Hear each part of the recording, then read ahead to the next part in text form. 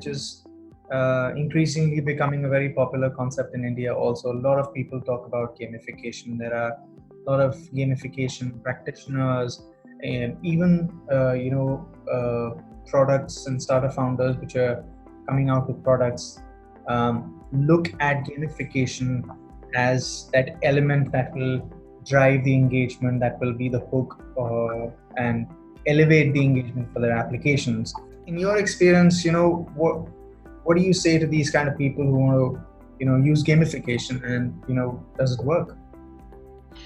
Well, what I say to everyone who's into gamification is come on in. We got a big tent and you're going to love game thinking.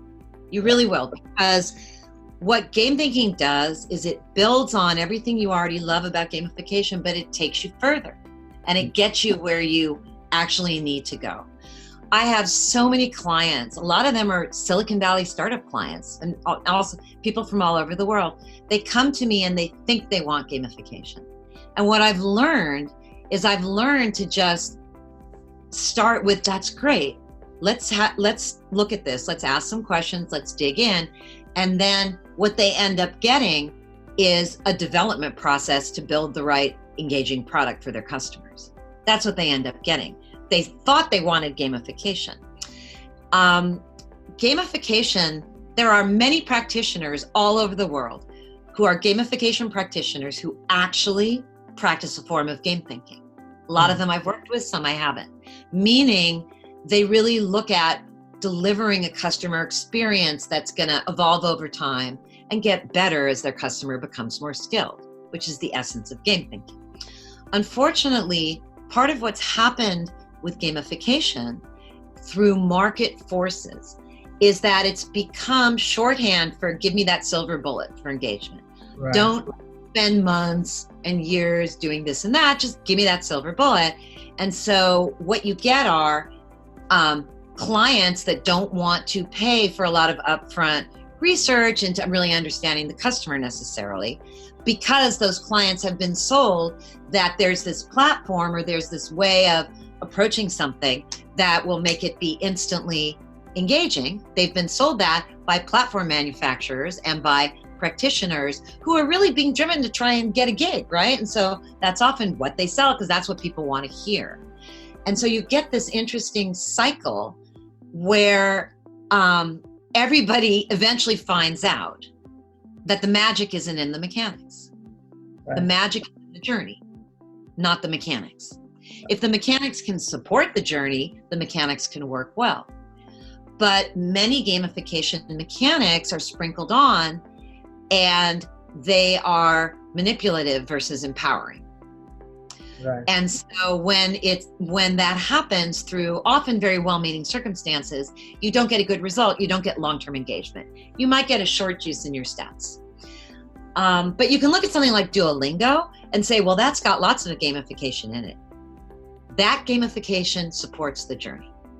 The core of Duolingo is actually very well-designed little mini games that get more and more progressively difficult as you get better. The mechanics support that activity. Game mechanics will never produce engagement themselves. Right. You have to have an activity you get better at to really get that engagement. But what the mechanics can do is that they can create the scaffolding that removes friction and lets you know you're doing better and keeps you motivated. And that's a really good use of gamification, smart gamification. And that's the way we practice it in game thinking. There's 3 key ideas. 1, super fans. If you can get a very small handful of high need customers that can be a proxy for where the rest of your audience will be later, you will speed up your development process and you will build the right thing ahead of time through iteration, and it will save you a huge amount of time. 2, mastery path. Everybody loves a good customer journey. Now customer journey maps are very popular, and they're great. It's the customer's journey to becoming who they want to be as they interact with your service or product. It's the story unfolding inside your customer's head over time as they move through discovery, onboarding, habit building, and mastery. That journey is absolutely accessible to everyone doing gamification. And the 3rd is zooming in on the habit building phase the learning loop. This is probably the most advanced concept, but it's also super simple.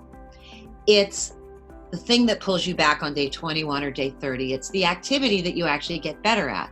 It's reading and responding to updates in Slack and Twitter and Facebook and Instagram. That's that core activity. And this is where, as a gamification designer who wants to be better at your craft, you start to see that feedback to a core activity is actually more fundamental and important than rewards. Rewards are great, but rewards fall more into the manipulation camp. If you can give people feedback on what they're doing, that's where you get skill building. And if you get skill building of some form, it can be very simple.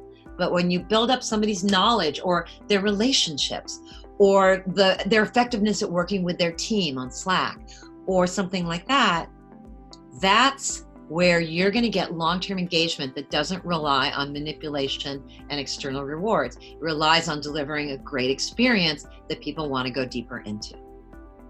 If you want to know more about game thinking and superfans, join me for an introductory session at 91 Springboard in Andheri East on the 17th of August 2019 between 3 p.m. and 5 p.m. If you're in Mumbai, see you there.